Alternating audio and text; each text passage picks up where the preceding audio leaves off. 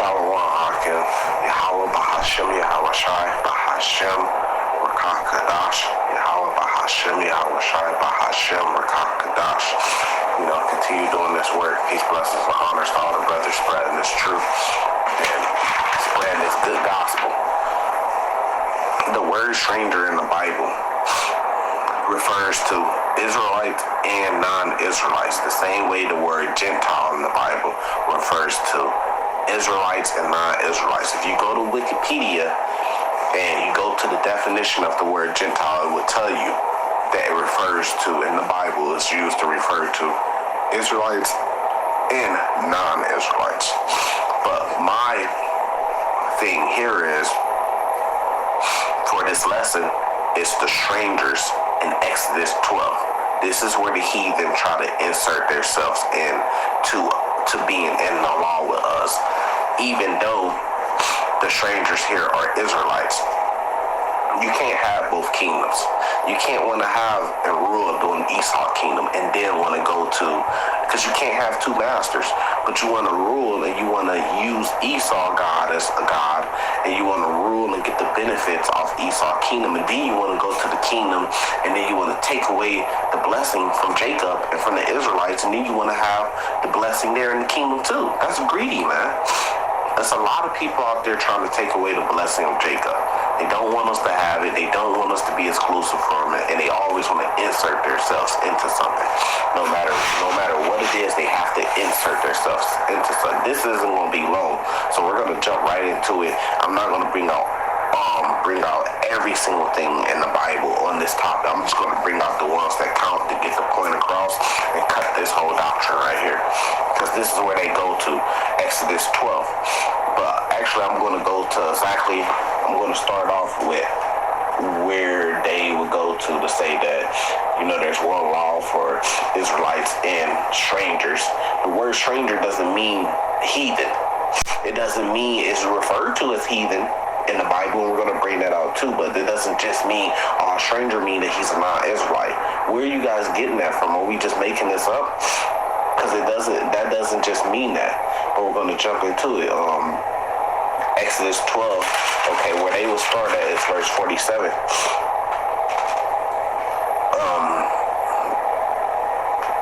Starting from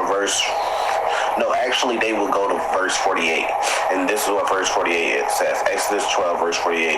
And when a stranger shall sojourn with thee and will keep the Passover to the Lord, let all his males be circumcised, and then let him come near and keep it. And he shall be as one that is born in the land, for no uncircumcised person should eat thereof. Well, the problem here is first of all, the Passover. The Passover is obviously for Israelites.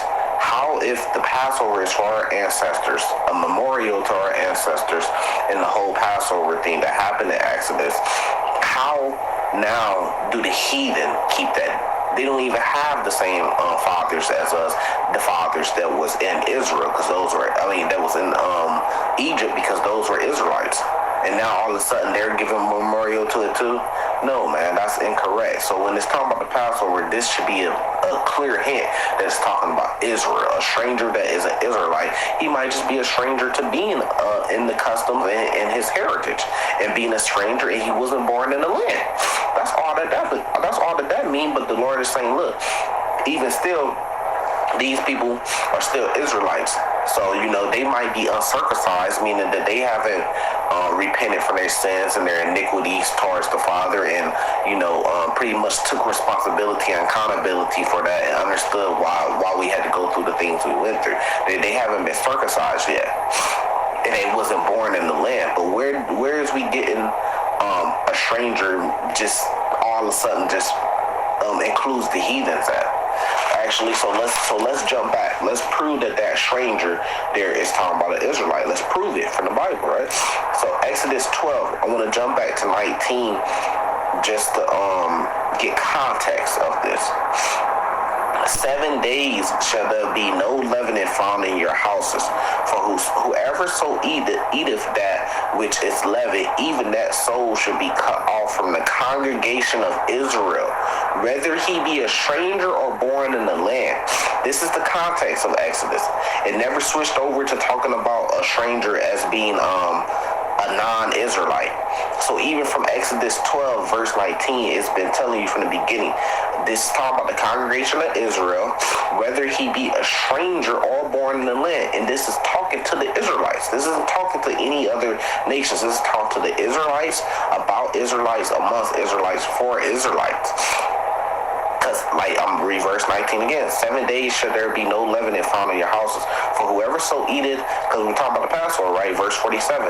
Eateth that which is leavened, even that soul should be cut off from the congregation of Israel, whether he be a stranger or born in the land. So it's talking about that soul should be cut off. So this soul is an Israelite, but he should be cut off from the congregation of Israel, even if he be a stranger or if he is born in the land. So clearly right there, verse 19 is talking about Israelites, and it's calling those Israelites strangers. Let's move on. Now we could go back to verse 48 in Exodus 12. But actually, I'm going to start at verse 47. All the congregation of Israel, there we go again, giving context of what it's talking about. Congregation of Israel should keep it. And when a stranger shall sojourn with thee and would keep the Passover to the Lord, let all his males be circumcised, and then let him come near and keep it. And he should be as one that is born in the land, for no uncircumcised person should eat thereof. And then this is where they try to get to, verse 49. One law should be unto him that is homeborn, and to the stranger that sojourn among you. And as a matter of fact, let's go to verse 50 because it gives you more context. Did all the children of Israel as Moses commanded, as the Lord commanded Moses and Aaron, so did they. So where did all the rest of the nations around the world come into this at? Because even we go by people logic of bringing in the strangers or bringing in non-Israelites here, it would technically only be Egyptians still. So this still makes no sense to say everybody around the world, because the strangers at that time would have been the Egyptians. So then you have to say, okay, well, Israel and the Egyptians could be saved. Whereas we getting everybody, the Greeks, the Romans, the Edomites, the Moabites, the Hamites, Ammon, Elam, Ishmaelites. Where are we getting everybody? All the nations around the world could be saved just because of this verse here. It never said anything about any other nations. It always gave you context. The congregation of Israel should keep it. And it tells you who the stranger is. It calls Israel a stranger. In verse 19, Exodus 12, verse 19. It gives you context before and after the one law verse come in. So yes, an Israelite that's not born in the land, there will still be one law. Like let's get this right. So Israel scattered amongst all the earth. If you have Israelites in the land keeping the law, statutes, and commandments, if another Israelite come, even though he isn't born in that land, he's going to be a stranger to it. So if there was Israelites in the land right now, keeping the heritage, keeping the laws, right, statutes and commandments, they knew their heritage. Take me, for example. If I would go there, I would be a stranger. Even though I'm an Israelite by blood, I would still be a stranger amongst it, and they would probably call me uncircumcised until I could prove that I am circumcised, or I would have to become or get circumcised, but I would still be able to keep the Passover and everything because I'm a Israelite by blood. But technically I would be a stranger to the land because I wasn't born in the land. If you got a Gadite, if he goes and sojourns and goes and live in the land of Judah, even though he was born in the land of Gad, they're both still Israelites, so there's still one law for them because they're both still Israelites. But technically that Gadite would be a stranger in the land of the Judites. He would be a stranger because he wasn't born in that land. He was born in the land Gad, but he went and lived in the land of Judah. He would be a stranger to the land of Judah, but you still have to keep the same law, and there's one law. So there's no difference between the laws between different tribes because they're all still Israelites by blood, and that's the most important part of it. mean, this is simple. I don't see where the strangers come into that. But even if you still don't get it, we're going to go into it and get more precepts and just prove it even more. This is Leviticus chapter 25. We're going to start at verse 35, right? If thy brother, who's your brother? Your brother, come on, man, has come from the same seed, has to have the same blood, the same flesh as you.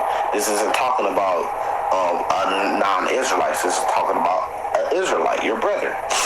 And people say, well, we're all brothers and sisters, but what did the Lord say? In Romans 9, 1 through 8, it says the children of Israel by flesh, and then you have the children of the flesh, which is not God's children, that also come from Adam.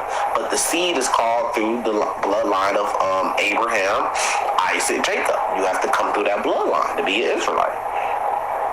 If thy brother be waxen poor and falleth in decay with thee, then thou shalt relieve him.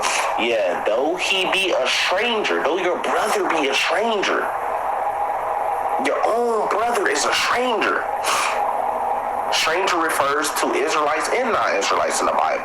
So even though your own brother, so this is somebody that's your brother, though he be a stranger or a sojourner, that he may live with thee. Take though no usury of him or increase, but fear thy God, that thy brother may live with thee. So it calling your brother a stranger, and 36 says that you can't take no usury of him, right? Now I'm going to prove to you there's two different types of stranger. Now I'm going to show you what a non-Israelite stranger is, right? Because it says in Leviticus 25, verse 35, 36, it says your brother, and it calls him a stranger, and it says you can't take usury of him, right? This is going to be a big cut right here. Deuteronomy chapter 23, starting at verse 20. And to a stranger thou might lend upon usury, but unto thy brother thou shalt not lend usury, that the Lord thy God may bless thee in all that thou settest thy hand to in the land whither thou goest to possess it. So once again, we have that word brother again, and it's saying your brother you can't lend usury on. But Leviticus 25, verse 35 through 36 called your brother a stranger in that one. It said that you can't use usury, which also matches up with Deuteronomy 23 and 20, which says your brother and you should not lend usury. But the beginning of Deuteronomy 23, verse 20 says, unto a stranger thou might lend usury. So that means that this stranger right here has to be a different type of stranger. So there's two different type of strangers, because this stranger you can lend usury to, but the stranger that is your brother, you can't lend usury to. Why? Because he's an Israelite stranger. But into a stranger that's a non-Israelite, you can lend usury. But remember, back in Exodus chapter 12, starting at the 47th verse to the 50th verse, it said there should be one law. So either so you can't make the Bible contradict itself. That means that you're contradicting yourself. The Bible doesn't contradict itself. So if it says there's one law, then the only way it would make sense for there to be one law for the stranger and for the native born is if they're both Israelites. Because if you say that stranger in Exodus is a non-Israelite, then it'd be impossible for there to be one law. Because one law tells us you can't lend usury to another Israelite that's your brother, but it's saying that you can lend usury into a stranger. Wouldn't that be two different laws? Wouldn't that be two different laws? If we supposed to treat them like our own, and treat them like other Israelites, and they supposed to be under the one law with us, then you would be contradicting the Bible, because Deuteronomy 23 verse 20 say we can lend usury to a stranger. So that would actually mean that there's one law for the stranger, and then there's one law for how you treat an Israelite brother. So that will mean that there's two laws. But no, the Bible doesn't contradict itself. When it says there's only one law, it means there's only one law. Why? Because that stranger that it was talking about right there was an Israelite stranger. The same one that it was talking about in Leviticus 25, verse 35, 36. Your brother, though he be a stranger. That's an Israelite stranger. So that's a complete cut on that doctrine. It's over. So we're going to get into the Bible, and we're going to tell you what the non-Israelite strangers are going to be doing. The This is Isaiah, verse 60, chapter 60, starting at verse 10. And the sons of the strangers shall build up thy wall, and their king shall minister into thee. For in my wrath I smote thee, but in my favor have I had mercy on thee. So that's what the non-Israelite strangers are going to be doing. Because look, and thy shall build up thy walls. Who is thy? The Israelites. So who is this stranger that's talking about? It would be obviously talking about non-Israelites, because the thy, when it says, and the sons of thy strangers shall build up thy walls. So we're going to have our own people building up our walls and putting our own people in slavery and making them, because it didn't say they're going to have a choice. It says they shall. And making them build up our walls? No, man. It's talking about a non-Israelite stranger here is going to be building up our walls. And their kings, that's why it says their kings. Well, all Israel is going to have the same king, Yahushua, and we're going to have King David as our king under him. That's all of Israel. So this stranger right here has to be a non-Israelite stranger, because it says their king shall minister unto us, which means that, they're gonna do what we tell them to do, and they're gonna follow us and orders. They're gonna be under our command. Let's jump to Isaiah chapter 61. Let's just start from verse 1. And the Spirit of the Lord God is upon me, because the Lord has anointed me to preach good tidings unto the meek, and he has sent me to bind up the brokenhearted and to proclaim liberty to the captives and the opening of the prisons to them that are bound, right? So you're talking about the good gospel. To proclaim, and let's see what it is, and to proclaim the acceptable year of the Lord and the day of the vengeance of our God, to comfort all that mourn. So people say, all that mourn, look, it says all, man. Look, the word all don't mean every single thing on the earth. Every single time you see the word all. Come on, man, grow up, right? Verse 3, to appoint unto them that mourn in Zion. So who is that all that mourns? It's them that mourn in Zion. Who mourns in Zion? That's Israelites, man. By blood, by flesh. To give it to them beauty for ashes, and to them, not to everybody, and to them that mourn in Zion, beauty for ashes, and oil to joy for mourning, and garments of praise for the spirit of heaviness, that they might be called trees of righteousness and planting of the Lord, that he might be glorified. And they shall build the old ways, they shall raise up the former desolations, and they shall repair the waste cities and desolations of many generations. And the strangers shall stand and feed your flocks, and the sons of the aliens shall be your plowmen and your vine dressers. That's what the strangers are going to be doing. That's slavery. They're going to stand and feed our flocks, and they're going to be our plowmen. They're going to be in the fields, and they're going to be our vine dressers, meaning they're going to be working for us. And this doesn't say they're going to have the choice if they want to or not.